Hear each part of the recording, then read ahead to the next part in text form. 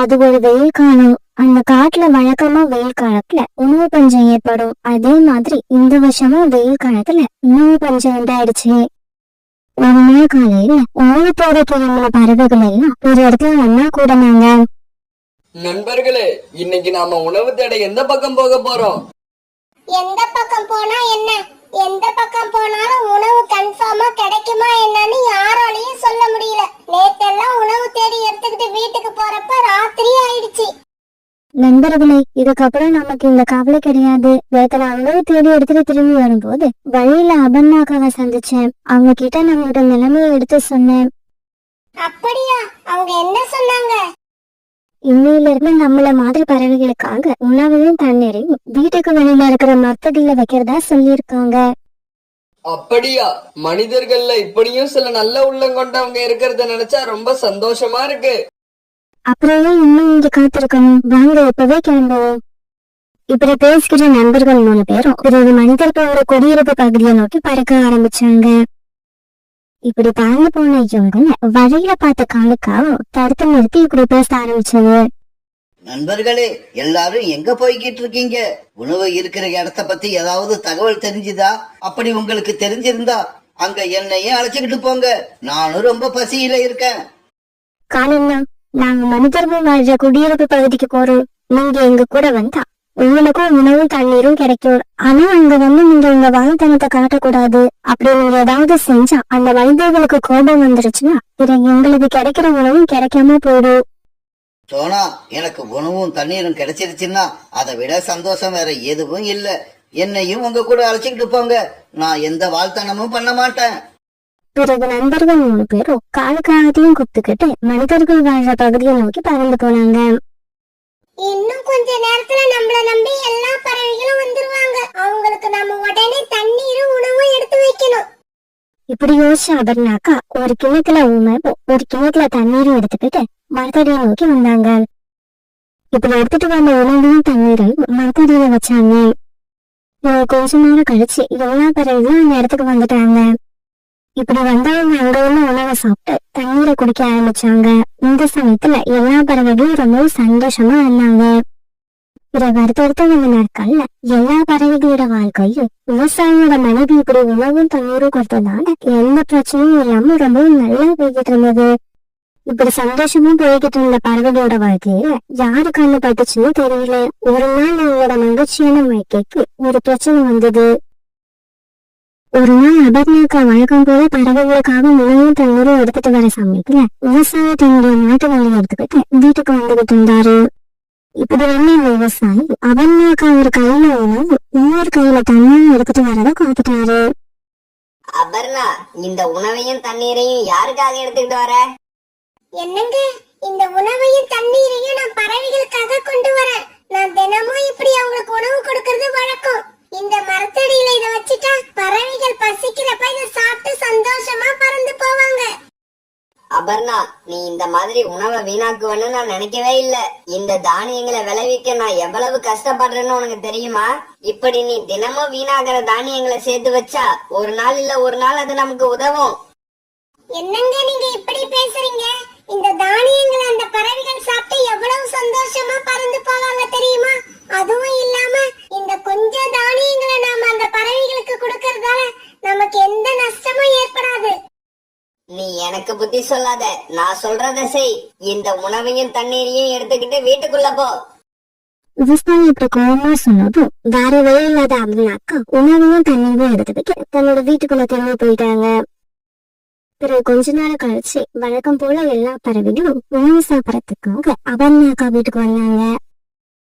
ஆனா வழக்கமா உணவு தண்ணீரும் இருக்கிற இடம் காலியா இருந்தது. அதை பார்த்த பறவைகள் ஏமாற்றம் ஆனாங்க. விவசாயியோட மனைவி இன்னைக்கு உணவு தண்ணீரும் வைக்க மாட்டாங்க போல இருக்கு. நாம கொஞ்சம் சத்தம் போட்டா விவசாயியோட மனைவிக்கு ஞாபகம் வந்து நமக்கு உணவும் தண்ணீரும் எடுத்துக்கிட்டு வருவாங்க. இப்படி நினைச்ச பறவைகளும் பிறகு சத்தம் போட ஆரம்பிச்சாங்க.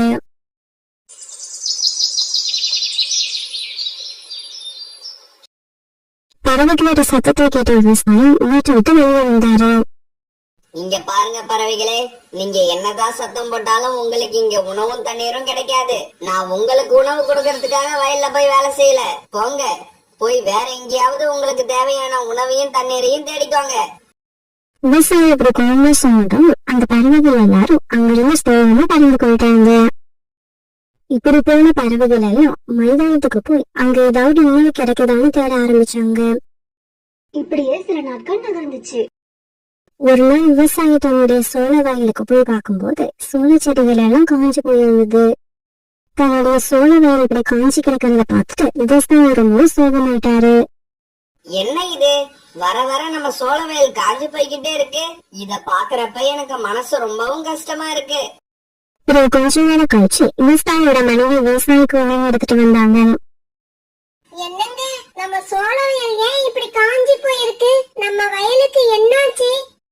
நான் இப்ப அத பத்தி தான் யோசிச்சுக்கிட்டு இருக்கேன். இப்ப கொஞ்ச நாளா மழை பெய்யாததால நம்மளோட சோள வயல் இப்படி வாடி போயிடுச்சுன்னு நினைக்கிறேன். இன்னும் கொஞ்ச நாள்ல மழை பெய்யலன்னா இந்த வயல் பூரா நாசமாயிடும். என்னங்க, நான் சொல்றத கோவப்படாம கேளுங்க. நான் உதவி செய்யறத நீங்க நிறுத்துனீங்க. அதனால இயற்கை நமக்கு செஞ்சுக்கிட்டு இருந்த உதவியை நிறுத்திடுச்சு. அபர்ணா, நீ என்ன சொல்ற? எனக்கு எதுவும் புரியல, கொஞ்சம் தெளிவா சொல்லு. நான் பறவைகளுக்கு உணவும் தண்ணீரும் வச்சுக்கிட்டு இருந்தேன். அதை பிடிக்காத நீங்க அதை நிறுத்த சொன்னீங்க. இப்ப பாருங்க, இயற்கை மழை பெஞ்சு நமக்கு செஞ்சுக்கிட்டு இருந்த உதவியை நிறுத்திடுச்சு. அந்த பறவைகள் இப்பவும் உணவு சாப்பிட நம்ம வீட்டுக்கு வந்துகிட்டு இருந்தாங்கன்னா அவங்க நமக்கு இந்த விஷயத்துல கண்டிப்பா உதவி பண்ணுவாங்க. அபர்ணா, என்ன வளர்ற? அந்த பறவைகளால நமக்கு எப்படி உதவி பண்ண முடியும்? அந்த பறவைகளுக்கும் மேகங்களுக்கும் நல்ல நட்புறவு இருக்கு. அதை உபயோகப்படுத்தி அவங்களால நம்ம வயல் இருக்கிற பகுதியில மழை பெய்ய வைக்க முடியும். அப்படியா? பறவைகள் சொல்றதா அந்த மேகங்கள் கேக்குமா? நம்ம மனிதர்கள் எப்படி ஒருத்தருக்கு ஒருத்தர் நட்பா இருக்கிறோமோ அதே மாதிரி இந்த பறவைகள், மேகங்கள், மரங்கள், காத்து, இப்படி இயற்கை சார்ந்த எல்லாருமே ஒருத்தருக்கு ஒருத்தர் உதவி செஞ்சுக்கிட்டு தான் வாழ்ந்துகிட்டு இருக்காங்க. அப்படியா? அப்படின்னா வா, நாம இப்பவே போய் அந்த பறவைகளை பாப்போம். நான் அந்த பறவைகள் கிட்ட மன்னிப்பு கேக்குறேன். ஆமா, நாம போய் உதவி கேட்டா அந்த பறவைகள் நமக்கு உதவி செய்வாங்களா? கண்டிப்பா செய்வாங்க. எனக்கு அந்த நம்பிக்கை இருக்கு. நாம எப்படியாவது நம்ம சோள வயல் நாசமாகாம அதை காப்பாத்தி ஆகணும். இப்படி பேசிக்கிட்ட விவசாயியோட மனைவி பறவைகளை பாக்குறதுக்காக அங்கிருந்து நடக்க ஆரம்பிச்சாங்க. இப்படி நடந்து வந்த இவங்க ரொம்ப தூரம் வந்ததுக்கு அப்புறம் ஒரு இடத்துல சோனா குருவி, புறா, காளிக்காவு, ரீட்டாக்குடி இவங்க எல்லாரும் உட்கார்ந்து இருக்கத பார்த்து அங்க போனாங்க. விவசாயியோட மனைவியும் பார்த்த பறவைகள் எல்லாரும் பயந்து போயிட்டாங்க. ஆமா, எதுக்காக நீங்க ரெண்டு பேரும் இங்க வரீங்க? எங்களை தண்டிக்கிறதுக்காகவா வரீங்க? நாங்க தான் நீங்க உணவு கொடுக்க மாட்டேன்னு சொன்னதுக்கு அப்புறம் உங்க வீட்டு பக்கமே வரலையே. அப்புறம் எதுக்காக எங்களை தண்டிக்க நினைக்கிறீங்க? ஆமா, கொஞ்ச நாள் உங்க வீட்டுல வந்து உணவையும் தண்ணீரையும் சாப்பிட்டதுக்கு உங்ககிட்ட நாங்க மன்னிப்பு கேட்டுக்கிறோம். தயவு செய்து அதுக்காக உங்களை தண்டிக்க நினைக்காதீங்க. பறவைகளே, நாங்க ஒண்ணும் உங்களை தண்டிக்கிறதுக்காக இங்க வரல. என்னோட கணவர் அன்னைக்கு உங்ககிட்ட அப்படி நடந்துகிட்டதுக்காக ரொம்பவும் வெட்கப்படுறாரு. உங்ககிட்ட மன்னிப்பு கேட்கறதுக்காக வந்திருக்காரு. பறவைகளே, நான் செஞ்சது தவறுன்னு நான் நல்லா உணர்ந்துட்டேன். என்ன மன்னிச்சுக்கோங்க. அப்புறம் உங்களால எனக்கு ஒரு உதவி ஆகணும். என்னது உதவியா? உங்களுக்கு எங்களால என்ன உதவி பண்ண முடியும்? பறவைகளே, நான் ரொம்பவும் பாடுபட்டு சோள வயலை உருவாக்கினேன். ஆனா இப்ப அந்த சோள வயல் மழை பெய்யாததால காஞ்சு போய் கிடக்கு. இந்த சமயத்துல மழை மட்டும் பெய்யலன்னா என்னோட உழைப்பு எல்லாம் வீணா போயிடும். எங்ககிட்ட நட்பா பழகுற சில மேகங்கள் இருக்காங்க. நாங்க இன்னைக்கே அந்த மேகங்களை போய் பார்த்து உங்க வயல்ல இருக்கிற பகுதியில மழை பெய்ய ஏற்பாடு பண்றோம். சாகர், நான் கூட இந்த விவசாயி அவர் செஞ்ச தப்ப உணர்ந்து நம்ம மேல இறக்கப்பட்டு இங்க வந்திருக்காருன்னு நினைச்சேன். ஆனா அவருக்கு இப்ப தன்னோட சோள வயல் அழிஞ்சு போகாம அதை காப்பாத்த நம்மளோட உதவி தேவைப்படுது. அதனாலதான் நம்ம கிட்ட மன்னிப்பு கேட்டு வந்திருக்காருன்னு எனக்கு இப்பதான் தெரியுது. காலு, உனக்கு தெரியாதா? இவங்கன்னு இல்ல, மனிதர்கள்ல நிறைய பேரு இந்த மாதிரி தான் இருக்காங்க. அவங்களுக்கு காரியம் ஆகணும்னா யார் கால வேணாலும் பிடிப்பாங்க. நண்பர்களே, கொஞ்ச நேரம் பேசாம இருங்க. நம்ம கிட்ட உதவி கேட்டு வந்தவங்கள இப்படி எல்லாம் அவமானப்படுத்த கூடாது. அபர்ணாக்கா, நீங்க வீட்டுக்கு போங்க. நாங்க இப்பதான் அந்த மேகங்களை பார்த்துட்டு நல்ல செய்தியோட திரும்பி வரோம். பிறகு நண்பர்கள் யாரும் மேகங்களை பாக்குறதுக்காக பறந்து போனாங்க. இப்படி பறந்து போனவங்க ரொம்ப தூரம் பறந்து போனதுக்கு அப்புறம் மேகங்கள் இருக்கிற இடத்துக்கு வந்து சேர்ந்துட்டாங்க. பறவைகளே, நீங்க எப்படி மத்தவங்களுக்கு உதவி செய்ய நினைக்கிறீங்களோ அதே மாதிரி தான் நாங்களும் மத்தவங்களுக்கு உதவி செய்யறதுக்காக காத்திருக்கிறோம். கவலைப்படாதீங்க. நானும் என்னோட நண்பர்களும் நீங்க சொன்ன இடத்துக்கு இப்பவே போய் மழை பெஞ்சு அங்க உள்ள பயிர்களை வாடி போகாம காப்பாத்திடுவோம். இப்படி சொன்ன அந்த மெங்கு பிறகு அங்கிருந்து விவசாயியோட வயல் இருக்க பகுதியை நோக்கி நகர்ந்து போனாங்க. விவசாயியோட மலையும் வானத்துல நகர்ந்து வந்துகிட்டு இருந்த கருமங்களை பார்த்துட்டு ரொம்ப சந்தோஷமானாங்க. ஒரு கொஞ்ச நேரத்துல எல்லாம் அந்த இடத்துல பலத்த மழை பெய்ய ஆரம்பிச்சது. இப்படி பெய்ய ஆரம்பிச்ச மழை விடாம பெஞ்சுக்கிட்டே இருந்தது. இதனால சீக்கிரமாவே அந்த இடத்துல மழைநீர் வெள்ளம் போல தேங்க ஆரம்பிச்சது. நேற்று வரைக்கும் காஞ்சி போயிருந்த விவசாயியோட சோழ வளர்ந்து இன்னைக்கு மழைநீர் சந்தோஷமா இருந்துச்சுக்கிட்டு இருந்தாங்க. இந்த சமயத்துல மழை சுத்தமா நின்று இருந்தது. வானரவும் தெளிவா இருந்துச்சு. இப்ப மழை பெஞ்சதால அவங்களோட பயங்கரமும் பசுமையா மாறி இருந்ததை பார்த்துட்டு விவசாயியோட மகளும் மகிழ்ச்சியானாங்க. என்னங்க, இதுக்கப்புறமாவது அந்த பறவைகளுக்கு நாம உணவும் தண்ணீரும் கொடுக்கலாமா? தாராளமா கொடுக்கலாம் அபர்ணா. நான் என்னோட வாழ்க்கையில ஒரு நல்ல உண்மையை இப்பதான் புரிஞ்சுக்கிட்டேன். நாம மத்தவங்களுக்கு உதவி செய்யறதால நம்ம கிட்ட உள்ள பொருட்கள் என்னைக்கும் குறைஞ்சு போயிடாது. எந்தவித எதிர்பார்ப்பும் இல்லாம நாம செய்யற உதவி நமக்கு நல்ல வழியதான் காட்டுங்கிறதுல இப்ப எனக்கு எந்த சந்தேகமும் இல்ல. பிறகு வீட்டுக்கு போன அபர்ணாக்கா வழக்கம் போல உணவையும் தண்ணீரையும் எடுத்துட்டு வந்து தன்னோட வீட்டுக்கு எதிரில் இருந்த மரத்தடியில வச்சாங்க. இதனால பறவைகளும் அங்க பறந்து வந்து அந்த உணவை சாப்பிட்டு தண்ணீரை குடிக்க ஆரம்பிச்சாங்க. இப்ப விவசாயியோட குடும்பத்துக்கும் இந்த பறவைகளுக்கும் இடையில ஒரு ஆழமான நட்பு உண்டாகிருந்தது. அதனால இவங்க 2 பேருமே சந்தோஷமானாங்க. காலுஜி, நாம இதுவரைக்கும் யாருக்கும் எந்த உதவியும் செஞ்சதில்ல. எல்லாருக்கும் கெடுதல் தான் செஞ்சிருக்கோம். அதனாலதானே என்னவோ நமக்கு இது வரைக்கும் குழந்தை பிறக்கவே இல்ல. எவ்வளவு நாளைக்கு அப்புறம் நான் ஒரு முட்டையிட்டு இருந்தேன். அந்த முட்டையும் கெட்டு போயிடுச்சு. கடவுள் நம்ம மேல அந்த அளவு கோபமா இருக்காரு போல இருக்கு. கோரி, தைரியமா இரு. கடவுள் நம்ம கஷ்டத்தை கொஞ்சம் தாமதமா பார்க்கலாம், ஆனா பார்க்காம இருக்க மாட்டாரு. நீ வேணா பாரு, நமக்கு கண்டிப்பா குழந்தை பிறக்கும். அப்புறம் இந்த முட்டை கெட்டு போனதை நினைச்சு நேத்துல இருந்து நீ எதுவுமே சாப்பிடல, ரொம்ப பசியில இருப்ப. நீ வீட்லயே இரு. வீட்டை விட்டு அங்க இங்க எங்கேயுமே போக கூடாது. நான் போய் உனக்கு உணவு ஏதாவது எடுத்துக்கிட்டு சீக்கிரமா திரும்பி வரேன். காலுஜி, தயவு செய்து சொல்றேன், இதுக்கப்புறம் எந்த திருட்டும் பண்ணாதீங்க. நானும் இனி எதையுமே திருட போறதில்ல. கடவுள் அப்பவாவது கண் திறந்து பாக்குறாரா பாப்போம். கோரி இப்படி சொன்ன உடனே காலை உணவு தேடுறதுக்காக வீட்டை விட்டு வெளியே கிளம்பி போச்சு. காலை இப்ப அந்த ஆத்தை தாண்டி ரொம்ப தூரம் பறந்து போய்கிட்டு இருந்துச்சு. ஏன்னா இவங்க இருந்த காட்டுல இப்ப உணவு கிடைக்கிறது ரொம்ப கஷ்டமாயிடுச்சு. அதனால உணவுக்காக பக்கத்து காடு வரைக்கும் பறந்து போக வேண்டியிருந்தது. இப்படி போன காலு பக்கத்து காட்டை போய் சேர்ந்துருச்சு. பக்கத்து காட்டுல போய் ஒரு மரத்துல உட்கார்ந்த காலுக்காக இப்படியும் அப்படியே திரும்பி பார்த்தது. இருந்தாலும் காலோட பறவையில உணவுக்கான பொருட்கள் எதுவுமே தென்படல. பிறகு காலுக்காக அங்கிருந்து கிளம்பலான்னு நினைக்க ஒரு மரத்து மேல இருந்த ஒரு பறவையோட கூட்டை பார்த்தது. அந்த கூட்டுல 2 முட்டைகள் இருந்தது. இப்ப என்ன பண்றது? இவ்வளவு தூரம் வந்து தேடியும் உணவு கிடைக்கவே இல்ல. இருந்தாலும் கோரிக்கு கண்டிப்பா உணவு எடுத்துக்கிட்டு போயே ஆகணும். இப்போதைக்கு நம்ம கண்ணுல படுறது இந்த 2 முட்டைகள் தான். கடவுளே, என்ன மன்னிச்சிடு. இதுதான் நான் செய்யற கடைசி திருட்டு. இதுக்கப்புறம் நான் எந்த பொருளையும் திருட மாட்டேன். இத கூட கோரியோட உடல்நிலைய மனசுல வச்சுதான் திருடுறேன். இதுக்கப்புறம் கண்டிப்பா நான் திருடவே மாட்டேன். இப்படி மனசுக்குள்ள நினைச்ச காலுக்காகவும் அந்த கூட்டுல இருந்த 2 முட்டையில ஒரு முட்டையை எடுத்துக்கிட்டு அந்த இடத்த விட்டு வேக வேகமா பறந்து தன்னுடைய வீட்டுக்கு போச்சு. கோரி அக்கா, எப்படி இருக்கீங்க? நதி பக்கம் போய் தண்ணீர் குடிச்சிட்டு வரலான்னு கிளம்புனேன். உங்க வீட்டு பக்கம் வந்த உடனே சரி உங்களையும் அழைச்சிட்டு போகலாமேன்னு தான் இங்க வந்தேன். இங்க வந்து பார்த்ததுக்கு அப்புறம் தான் தெரியுது நீங்க இப்படி அழுதுகிட்டு இருக்கீங்கன்னு. ஏன், என்னாச்சு? எதுக்கு அழறீங்க?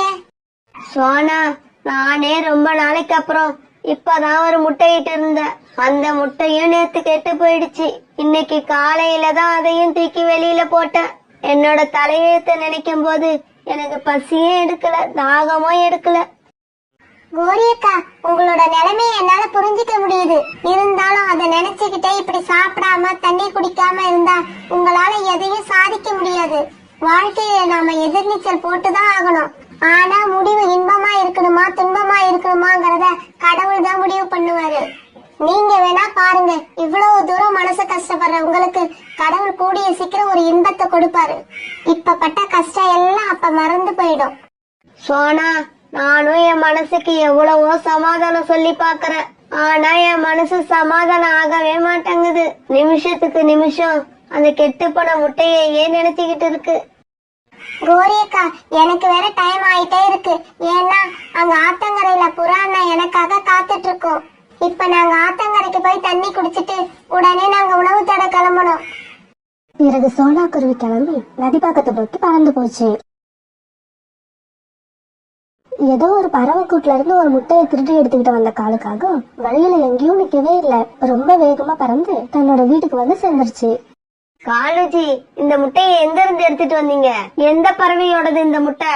எந்த அம்மாவை ஏமாத்திட்டு இந்த முட்டையை திருடிக்கிட்டு வந்தீங்க? கோரி, இப்ப இந்த முட்டையை எடுத்துட்டு வந்திருக்கேன் பார். இதுதான் கடைசி திருட்டு. நான் வேற வழி இல்லாம தான் இந்த முட்டையை எடுத்தேன். ரொம்ப பசியில இருக்க உனக்கு என்னால வேற உணவை தேட முடியல. அதனால கடவுள்கிட்ட சொல்லிட்டு கடைசியா இந்த திருட்டை செஞ்ச. நீயும் அதே மாதிரி நினைச்சு கடவுள்கிட்ட மன்னிப்பு கேட்டு இந்த முட்டையை குடிச்சிரு. நாம 2 பேருமே இனிமே எந்த திருட்டும் பண்ண போறதில்ல. சரி கோரி, நீ முட்டையை குடிச்சிட்டு வீட்டுல இரு. நான் நதி பக்கம் போய் கொஞ்சம் தண்ணீர் குடிச்சிட்டு வந்துடுறேன். இப்படி சொன்ன காலு தண்ணீர் குடிக்க நதி பக்கம் பறந்து போச்சு. கோரி இப்ப அந்த முட்டையை எதுவுமே செய்ய தோணாம அந்த முட்டையே பாத்துக்கிட்டு உட்கார்ந்து இருந்தது. இப்படி முட்டையை மறைச்சு பாத்துக்கிட்டே உட்கார்ந்து இருந்த கோரியோட மனசுல இப்போ ஒரு ஐடியா வந்தது. இப்படி அந்த ஐடியா வந்த உடனே கோரிக்கு ரொம்ப சந்தோஷம் ஆயிடுச்சு. உடனே அந்த முட்டையை தூக்கி கொண்டு வந்து தான் உட்கார கூட்டுக்குள்ள மறைச்சு வச்சது. நான் இந்த முட்டைய பாதுகாப்பா வச்சிருப்பேன். நானே இதை அடக்காக்க போறேன். இதுல இருந்து வர குழந்தைய என் குழந்தையாவே வளர்ப்பேன். நான் இனிமே பழைய கோரியா இருக்க போறதில்ல. ஒரு நல்ல தாயா இருக்க என்னென்ன தகுதி வேணுமோ அது எல்லாத்தையும் நான் எனக்கு உண்டாக்கிக்க போறேன். காலண்ணா, இன்னைக்கு கோரி அக்கா வீட்டுல போய் பார்த்தேன். அவங்க முட்டை கெட்டு போனதால ரொம்ப சோகமா இருக்காங்க. பார்க்கவே பாவமா இருக்கு. நான் ஒரு விஷயத்த சொல்லலாம்னு தான் நினைச்சேன். இருந்தாலும் நான் சொன்னா கோவப்படுவாங்களேன்னு நினைச்சு சொல்லாம வந்துட்டான். ஆனா இப்ப உங்ககிட்ட சொல்றேன், கேட்டுக்கோங்க. மத்த பறவைகளுக்கு கெடுதல் நினைக்கிறத விட்டுருங்க. திருடி சாப்பிடுறத மறந்துருங்க. நல்ல பறவையா உண்மையான பறவையா மாறுங்க. அப்புறம் பாருங்க, கடவுள் உங்களுக்கு குழந்தைய கொடுத்து கண்டிப்பா சந்தோஷப்படுத்துவாரு. சோனா, தீய காரியங்கள் எல்லாம் பண்றது தப்புன்னு நாங்களே யோசிச்சு நானும் கோரியும் திருடுறது, பொய் சொல்றது எல்லாத்தையும் விட்டுட்டோம். இது உண்மை, எங்களை நம்பு. அன்னைக்கு சாயங்காலம் ஆச்சு. சோடா குருவி காலுக்காகவும் அவங்க கூட்டுக்கு பறந்து போனாங்க. கோரி, நான் கொண்டு வந்த முட்டையை சாப்பிட்டியா? உடம்பு இப்ப எப்படி இருக்கு? காலுஜி, நான் அந்த முட்டையை சாப்பிட்டுட்டேன். இப்ப எனக்கு உடம்பு கொஞ்சம் தேவலாம். இருந்தாலும் நான் இப்ப சொல்றத கடைசியா கேட்டுக்குங்க. இதுக்கப்புறம் நீங்க எப்பவுமே எந்த பறவையோட முட்டையும் திருடக்கூடாது. ஏன்னா முட்டைங்கிறது ஒரு உணவுப் பொருள் இல்ல, அது உள்ள ஒரு அம்மாவோட உயிரே இருக்கு. கோரி, என்ன நம்பு. நான் இனிமே முட்டைன்னு இல்ல எந்த பொருட்களையுமே திருட மாட்டேன். பிறகு ராத்திரி ஆச்சு. காலுக்காகவும் தன்னோட கூட்டுல படுத்து தூங்கிடுச்சு. ஆனா காலு தூங்குறதுக்காக காத்துக்கிட்டு இருந்த கோரிக்காக்கும் காலு தூங்குனதுக்கு அப்புறம் அந்த முட்டை மேல ஏறி உட்காந்து அதுக்கு கதகதப்பு கொடுத்து அடக்காக்க ஆரம்பிச்சது. மறுநாள் பொழுது விடிஞ்சிச்சு. மறுநாள் காலையில கண் வச்ச புறா நேரா சோனா குருவி வீட்டுக்கு வந்தது. சோனா குருவி, இன்னைக்கு நம்ம உணவு தேட மலை பக்கம் போகலாம். அங்க ஒரு நெல் வயல் நல்லா விளைஞ்சிருக்குன்னு கேள்விப்பட்டேன். அப்புறம் எனக்கு இன்னைக்கு கூட நெல்மணி சாப்பிடணும்னு ரொம்ப ஆசையா இருக்கு. புறாண்ணா, உங்க பேச்சை கேட்டுக்கிட்டு நானும் வரேன். ஆனா சாப்பிட கண்டிப்பா அங்க ஏதாவது கிடைக்கணும். பிறகு அவ்வளவு தூரம் போயிட்டு சாப்பிட எதுவும் கிடைக்காம சும்மா திரும்பி வர மாதிரி ஆயிட போகுது. இல்ல சோனா, கண்டிப்பா கிடைக்கும். நேத்து அந்த பக்கம் போயிட்டு வந்த பறவைகளை நல்லா விசாரிச்சுட்டு தான் நான் வரேன். இவங்க 2 பேரும் இப்படி பேசிக்கிட்டு இருக்கும் போது அங்க கோரிக்காக பறந்து வந்தது. சோனா, நான் எவ்வளவு வேகமா தெரியுமா பறந்து வரேன். எங்க நான் வர்றதுக்கு முன்னாடி நீ உணவு தேட கிளம்பிடக் கூடாதுன்னு வேண்டிக்கிட்டே வந்தேன். அப்படியா? அப்படி என்ன கோரி அக்கா முக்கியமான விஷயம் என்ன பாக்குறதுக்கு? சோனா, உங்ககிட்ட ஒரு முக்கியமான விஷயத்த பத்தி கொஞ்சம் சந்தேகம் கேட்கணும். கேளுங்க அக்கா, எந்த விஷயமா இருந்தாலும் என்ன கேளுங்க. எனக்கு தெரிஞ்சதை நான் சொல்றேன். சோனா, நாம இட்ட முட்டை கெட்டு போகாம இருக்கணும்னா ஒரு நாளைக்கு நாம அந்த முட்டை மேல எத்தனை மணி நேரம் உட்காரணும், எந்தெந்த சமயங்கள்ல உட்காரணும்? கோரியக்கா, நீங்க ஏற்கனவே இட்ட முட்டை தான் கெட்டு போயிடுச்சு, இப்ப மறுபடியும் முட்டையிட்டு இருக்கீங்களா? ஆமா சோனா, நான் மறுபடியும் முட்டையிட்டு இருக்கேன். இந்த முட்டையும் கெட்டு போகாம இருக்கணும்னு தான் உன்னை ஆலோசனை கேட்க வந்தேன். கோரியக்கா, நீங்க மறுபடியும் முட்டையிட்டது ரொம்ப சந்தோஷமான விஷயம். அப்புறம் நான் சொல்றபடி செய்யுங்க. இப்ப இது குளிர்காலம், அதனால ராத்திரி பூரா முட்டை மேலேயே உட்கார்ந்துருங்க. அப்புறம் ஒவ்வொரு நாள் விடியற் காலையிலயும் முட்டை மேல உட்காருங்க. உங்களுக்கான உணவு எல்லாம் காலெல்லாவ கொண்டு வர சொல்லுங்க. மத்தியான நேரத்துல மட்டும் நீங்க நதி பக்கம் போய் தண்ணீர் குடிச்சிட்டு வந்துருங்க. ஏன்னா மத்தியானத்துல கொஞ்ச நேரம் முட்டை மேல நாம உட்காரணும்னா கூட முட்டை கெட்டு போறதுக்கு சான்ஸ் இல்ல. அப்படியே அடுத்தவங்க உணவு பொருட்களை திருடுற பழக்கத்தையே விட்டுருங்க. புராணா, கோரியக்கா முன்ன மாதிரி இல்ல. அவங்க ஏற்கனவே செஞ்ச தப்பெல்லாம் நினைச்சு மனசு ரொம்ப நொந்து போயிருக்காங்க. கோரியக்கா இப்போ ஒரு நல்ல தாயாகிறதுக்காக எல்லா வகையிலயும் தயாராகிட்டு வராங்க. கோரியக்கா அப்படிதானே? ஆமா சோனா, என்னைக்கு என் முட்டை கெட்டு போச்சோ அன்னைக்கே முடிவு பண்ணிட்டேன். இனி திருடவும் கூடாது, யாருக்கும் கெடுதலும் நினைக்க கூடாதுன்னு. இப்படி சொன்ன கௌரி வீருக்கு அங்கிருந்து கிளம்பி வீட்டுக்கு பறந்து போச்சு. இப்படியே சில நாட்கள் நகர்ந்துச்சு. ஒரு நாள் காலுக்காக உணவு தேடி வெளியில போயிருந்தப்ப கோரிக்காக வீட்டுல அந்த முட்டையே பார்த்துட்டு உட்கார்ந்து இருந்தது. அப்ப அந்த முட்டை திடீர்னு கொஞ்சம் கொஞ்சமா ஆட ஆரம்பிச்சது. இப்படி ஆட ஆரம்பிச்ச அந்த முட்டை திடீர்னு ரெண்டா உடைஞ்சு அதுக்குள்ள இருக்க ஒரு அழகான கிளி குழந்தை வெளியில வந்தது. அம்மா அம்மா, பசிக்குதும்மா, சீக்கிரம் ஏதாவது சாப்பாட கொடுங்கம்மா. அடடா, என் குழந்தை எவ்வளவு அழகா இருக்கு, எவ்வளவு அழகா பேசுது. இருடி செல்லம், அம்மா உனக்காகவே பழங்களை எடுத்து சேர்த்து வச்சிருக்கேன், இதோ இப்ப எடுத்துக்கிட்டு வரேன். இப்படி சொன்ன கோரிக்காவும் தான் வச்சிருந்த திராட்சை பழங்களை எடுத்து தான் குழந்தைகிட்ட கொடுக்க கிளி குழந்தை அதை ரொம்ப ஆவலா சாப்பிட்டது. இதே சமயத்துல உணவு தேட போன காலுக்காகவும் வீட்டுக்கு திரும்பி வந்துச்சு. கோரி, இவ்வளவு சின்ன குழந்தை நம்ம வீட்டுக்கு எப்படி வந்தது? அதுவும் கிளி குழந்தை எப்படி வந்தது நம்ம வீட்டுக்கு? காலேஜி, இத்தனை நாளா உங்ககிட்ட நான் ஒரு விஷயத்த மறைச்சிட்டேன். இப்ப நான் உங்ககிட்ட எல்லா உண்மையையும் சொல்லிடுறேன். கோரி, நீ என்ன சொல்ற? என்கிட்ட இருந்து எதை மறைச்ச? தெளிவா சொல்லு, எனக்கு எதுவுமே புரியல. காலேஜி, நீங்க பக்கத்து காட்டுல இருந்து நான் குடிக்கிறதுக்காக ஒரு முட்டைய திருடிக்கிட்டு வந்தீங்கல்ல, அந்த முட்டைய நான் குடிச்சிட்டதா பொய் சொன்னேன். அந்த முட்டைய மறைச்சு வச்சு நான் தான் அடை காத்துக்கிட்டு இருந்தேன். இப்பதான் அந்த முட்டையில இருந்து இந்த கிளி குழந்தை வெளியே வந்தது. கோரி, நீ செஞ்சதெல்லாம் சரின்னே வச்சுப்போம். ஆனா இந்த கிளி குழந்தைய இப்ப நம்மளால வளர்க்க முடியுமா? இது கிளி, நாமெல்லாம் காகங்கள். காலேஜி, இந்த கிளி குழந்தைய என்னால வளர்க்க முடியும், எனக்கு நம்பிக்கை இருக்கு. நான் வளர்த்து காட்டுவேன். இந்த கிளிய வளர்க்கறதுக்கு நீங்க சம்மதம் மட்டும் சொன்னா போதும், மீதி எல்லாத்தையும் நான் பாத்துக்கிறேன். கோரி, நீ இந்த கிளி குழந்தைக்கு ஒரு அம்மாவா இருக்க தயாரா இருக்கலாம். ஆனா என்னால இந்த குழந்தைக்கு ஒரு அப்பாவா இருக்க முடியாது. இந்த கிளி குழந்தைக்காக என்னால உணவு தேடி எடுத்துக்கிட்டு வர முடியாது. பரவாயில்ல காலேஜி, ஒரு அம்மாவா இருந்து இந்த குழந்தைக்கு என்னென்ன செய்யணுமோ எல்லாமே நானே செய்யறேன். ஆனா கூடிய சீக்கிரம் நீங்களும் இந்த குழந்தை மேல அன்பு செலுத்த ஆரம்பிப்பீங்க பாருங்க. இப்படி சொன்ன கோரிக்காகவும் தன்னோட குழந்தைய முதுகுல தூக்கிக்கிட்டு நதிக்கரையை நோக்கி பறந்து போச்சு. கோரியக்கா, இந்த கிளி குழந்தைய பார்த்தா இன்னைக்கு பிறந்த மாதிரி இருக்கு, இது எப்படி உங்க கூட வந்தது? சோனா, உங்ககிட்ட இருந்து நான் எதையும் மறைக்க விரும்பல. என்னோட முட்டை கெட்டு போன அன்னைக்கு காலேஜி பக்கத்து காட்டுல இருந்து நான் சாப்பிடறதுக்காக ஒரு முட்டைய திருடிக்கிட்டு வந்துச்சு. எனக்கு அந்த திருட்டு முட்டைய சாப்பிட விருப்பம் இல்லாம காலுக்கிட்ட இருந்து மறைச்சு வச்சிருந்தேன். அதை பாதுகாத்து வச்சிருந்தேன். அதை நானே அடக்காத்தேன். அந்த முட்டையிலிருந்து இந்த கிளி குழந்தை இப்பதான் வெளியே வந்தது. கோரியக்கா, நீங்க செஞ்சது ஒரு பெரிய நல்ல காரியம்தான். நீங்க செஞ்ச காரியத்தை நினைச்சா எனக்கே உங்களை பாராட்டதான் தோணுது. இருந்தாலும் இந்த முட்டையை எழுந்துட்டு நிக்கிற அந்த அம்மாவை பத்தி நீங்க ஒரு நிமிஷம் யோசிச்சீங்களா? அந்த தாய் மனசு இந்நேரம் எவ்வளவு கஷ்டப்பட்டுட்டு இருக்கும். சோனா இப்படி பேசுனதெல்லாம் கேட்டு கோரியோட கண்ணுல இருந்து கண்ணீர் வர ஆரம்பிச்சது.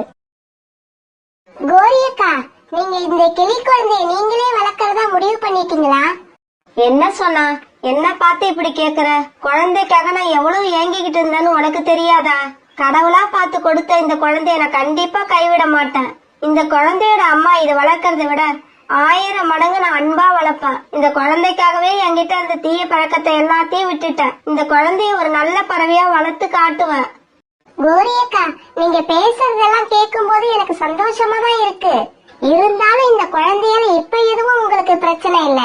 என்னைக்காவது ஒரு நாள் இந்த குழந்தையோட அம்மாவுக்கு உண்மை தெரிஞ்சதுன்னா உங்களுக்கு பிரச்சனை வரும்னு நினைக்கிறேன்.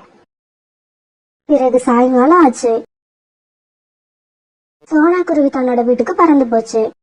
கோரிக்காகமும் தன்னுடைய கிளி குழந்தைய தூக்கிட்டு தங்களுடைய வீட்டை நோக்கி பறந்து போச்சு. கோரி, நீ இந்த கிளி குழந்தைய வளர்க்கணும்னு ஆசைப்பட்டா இந்த குழந்தைய வீட்டை விட்டு வெளியில அழைச்சிக்கிட்டு போகாத. இந்த குழந்தைய பார்த்தா மத்த பறவைகள் எல்லாம் என்ன கிண்டல் பண்ணுவாங்க. ஏன்னா காகத்தோட குடும்பமும் கிளிகளோட குடும்பமும் வேற வேற.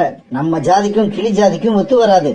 காலேஜி, ஒரு நல்ல அம்மாவுக்கு ஜாதி எல்லாம் கண்ணுக்கு தெரியாது, குழந்தை மட்டும்தான் கண்ணுக்கு தெரியும். அம்மா, அப்பா என்ன பார்த்து பார்த்து உங்ககிட்ட ஏதோ கோபமா பேசுறாங்களே, என்னம்மா பேசுறாங்க? டிங்கு, உங்க அப்பாவுக்கு இப்போ உன் மேல அன்பே இல்ல.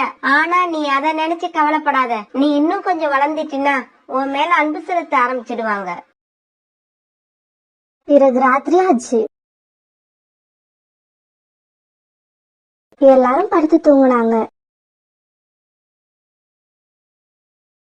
இப்படியே சில நாட்கள் நகர்ந்துச்சு. ரீட்டா, நம்மளோட பையன் இப்ப கொஞ்சம் கொஞ்சம் பறக்க ஆரம்பிக்கிறான்ல.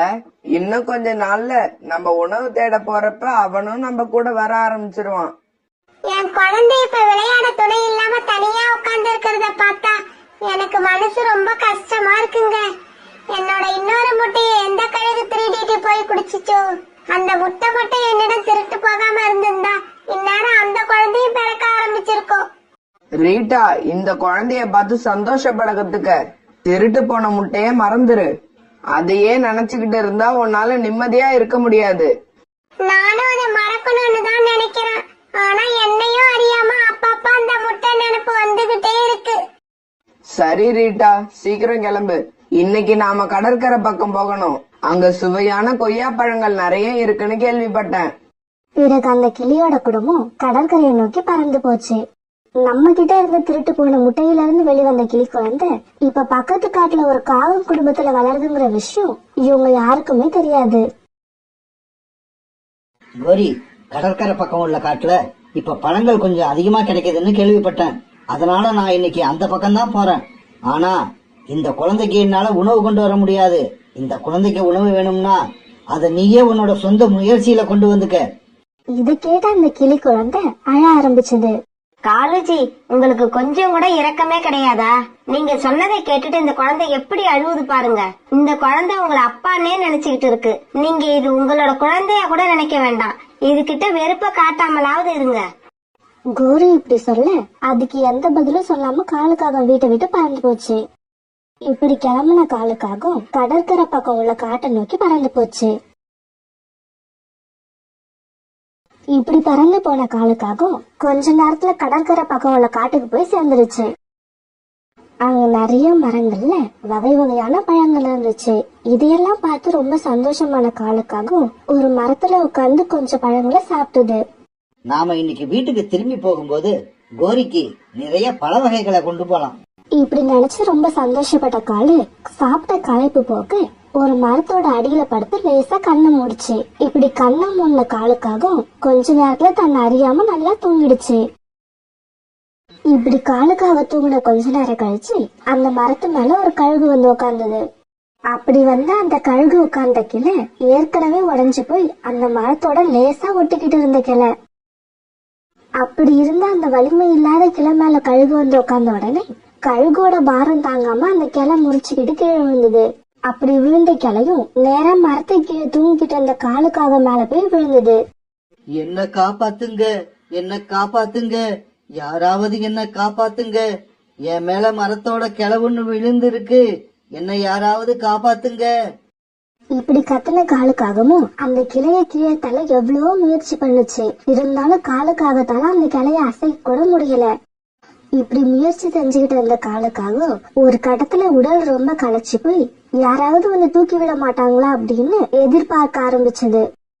அங்க காலுக்காகத்தோட வீட்டுல கடற்கரை பக்கம் உள்ள காட்டுக்கு போன காலுக்காகவும் சாயங்காலம் அகியும் வீட்டுக்கு திரும்பலான்னு உடனே கோரிக்காகவும் கவலைப்பட ஆரம்பிச்சது. டிங்கு, காலையில போன உங்க அப்பா சாயங்காலம் ஆகி இன்னும் வீடு திரும்பல. எனக்கு என்னவோ பயமா இருக்கு. வா, நம்ம சோனா குருவி வீட்டுல போய் விசாரிச்சு பாப்போம். ஒரு சமயம் சோனா குருவியும் உங்க அப்பா கூட போயிருந்தாலும் போயிருக்கலாம். இப்படி சொன்ன கோரிக்காகவும் மகன் டிங்குவை கூட்டுக்கிட்டு சோனாக்குருவி வீட்டுக்கு போச்சு. கோரி அக்கா, உங்க பையன் இப்ப பெருசா வளர்ந்துட்டான்ல, இப்ப நல்லா பறக்கவே ஆரம்பிச்சுட்டான். அப்புறம் நீங்க இவனை விட்டு ஒரு நிமிஷம் கூட பிரிஞ்சு நான் பார்த்ததே இல்ல. ஆமா சோனா, கடவுள் எப்படியோ இவனை என்கிட்ட கொடுத்து என்னோட எல்லா துக்கத்தையும் சந்தோஷமா மாத்திட்டாரு. இப்ப இவனை பிரிஞ்சு என்னால ஒரு நிமிஷம் கூட இருக்க முடியாது. அப்புறம் சோனா, உங்க அண்ணன் காலேஜ் காலையில உணவு தேட கடற்கரை பக்கம் உள்ள காட்டுக்கு போனவரு இன்னும் திரும்பி வரல. அதான் உனக்கு ஏதாவது செய்தி தெரியுமான்னு கேட்டுட்டு போகலான்னு வந்தேன். கோரியக்கா, காலையில போன கால இந்நேரம் திரும்பி வந்திருக்கணுமே, ஏன் இன்னும் வரல? ஏதாவது கஷ்டத்துல மாட்டிக்கிட்டாங்களா? சோனா, நான் இப்ப காலேஜை தேடிட்டு கடற்கரை பக்கம் உள்ள காட்டுக்கு போக போறேன். ஆனா எனக்கு கடற்கரை பக்கம் உள்ள காட்டுக்கு போறதுக்கான வழி சரியா தெரியாது. நீ கொஞ்சம் என் கூட வந்து போகிறதுக்கு வழி காட்ட முடியுமா? எனக்கு என்னவோ காலேஜை நினைச்சா ரொம்ப பயமா இருக்கு. காலேஜ் எங்க போனாலும் சீக்கிரம் வீட்டுக்கு வந்துருவாரு. இவ்வளவு நேரம் தாமதம் ஆக்கினதே கிடையாது. கோரியக்கா, கவலைப்படாதீங்க, நானும் உங்க கூட வாரேன். எனக்கு கடற்கரை பக்கம் உள்ள காட்டுக்கு போறதுக்கான வழி நல்லா தெரியும். வாங்க, நம்ம சீக்கிரம் கிளம்புவோம். சோனாக்குருவி இப்படி சொல்ல பிறகு 3 பேரும் கிளம்பி கடற்கரை பக்கம் உள்ள காட்டை நோக்கி பறந்து போனாங்க. இவங்க போன பயணம் என்னவோ கொஞ்சம் தூரம் அதிகம்தான். இருந்தாலும் இவங்க 3 பேரும் வழியில எங்கேயுமே நிக்காம பறந்து போனதால சீக்கிரமா கடற்கரை பக்கம் உள்ள காட்டை போய் அடைஞ்சாங்க. பறவையே, எங்க காட்டை சேர்ந்த காகம் ஒண்ணு காலையில இந்த காட்டுக்கு வந்தது. ஆனா இப்ப வரைக்கும் திரும்பி வரல. நீங்க இந்த காகத்தை எங்கேயாவது பாத்தீங்களா? பறவைகளே, நான் கொஞ்ச நேரத்துக்கு முன்னாடி இந்த பக்கம் வரும்போது வழியில ஒரு காகம் மரத்தடியில படுத்து தூங்கிக்கிட்டு இருக்கிறத பார்த்தேன். ஆனா நீங்க தேடிக்கிட்டு வந்த காகம் அதுவா என்னன்னு எனக்கு தெரியாது. இப்படி சொன்ன அந்த பறவை அங்கிருந்து பறந்து போயிடுச்சு. சோனா, மரத்துக்கு அடியில படுத்து தூங்குதுன்னா அது கண்டிப்பா காலுவாதான் இருக்கும். என் காலுதான் எங்க படுத்தாலும் உடனே தூங்கிடும். சரி வா, நாம இன்னும் கொஞ்ச தூரம் முன்னால போய் அது காலுதானான்னு கன்ஃபார்ம் பண்ணிப்போம். இப்படி பேசிக்கிட்டு இவங்க இப்ப இன்னும் கொஞ்சம் முன்னாடி நோக்கி பறக்க ஆரம்பிச்சாங்க. இப்படி போன இவங்க 3 பேர்ல டிங்கு தான் முதல்ல தன்னோட அப்பாவை பார்த்தான். அம்மா அம்மா, அப்பா அத கீழே கிடக்குறாங்க, வாங்க அங்க போவோம். பிறகு எல்லாரும் காலுக்காகத்துக்கிட்ட போனாங்க. கோரிக்காகவும் சோனாக்குருவியும் காலுக்காக மேல கடந்த அந்த கிளைய தூக்க எவ்வளவோ முயற்சி பண்ணினாங்க. ஆனா அவங்களால கிளைய அசைக்க முடிஞ்சதே தவிர கிளைய தூக்க முடியல. காலுஜி, இப்ப என்ன செய்யறதுன்னே தெரியல. உங்க மேல கிடக்குற அந்த மரத்தோட கிளையை எங்களால அசைக்க கூட முடியல. கோரிக்காக இப்படி அழுதுகிட்டே சொல்ல அதை கேட்ட காலுக்காகவும் அழ ஆரம்பிச்சது. அப்பா அழுதுட்ட பார்த்த டிங்கு இப்படி பேச ஆரம்பிச்சது. அப்பா அப்பா, அழாதீங்கப்பா. நீங்க கஷ்டப்படுறத பாத்துக்கிட்டு நான் சும்மா இருக்க மாட்டேன். கொஞ்ச நேரம் பொறுத்துக்குங்க, உங்களை நான் எப்படி இருந்தாலும் காப்பாத்திடுவேன். இப்படி சொன்ன டிங்கு வானத்துல கொஞ்சம் உயரமா பறந்து பிறகு தன்னோட குரல்ல ஆபத்து ஆபத்துன்னு கத்துச்சு.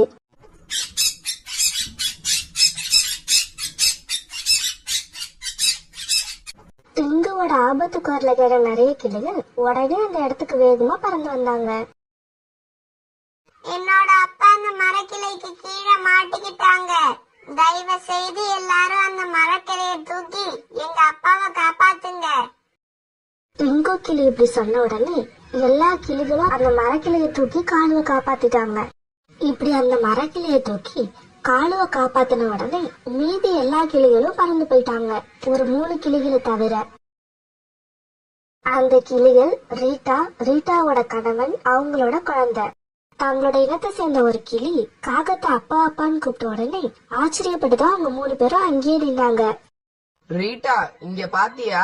இந்த கிளி குழந்தையோட உயரம், ரெக்கையோட அளவு எல்லாம் நம்ம குழந்தை மாதிரியே இருக்கு. ஆமாங்க, நீங்க சொல்றது உண்மைதான். இது கண்டிப்பா நம்மளோட குழந்தையாதான் இருக்கணும். இதுல கொஞ்சம் கூட சந்தேகமே இல்ல. ஆன்ட்டி, நான் உங்களோட குழந்தை இல்ல, இதோ இந்த காகங்கள் தான் என்னோட அம்மா அப்பா.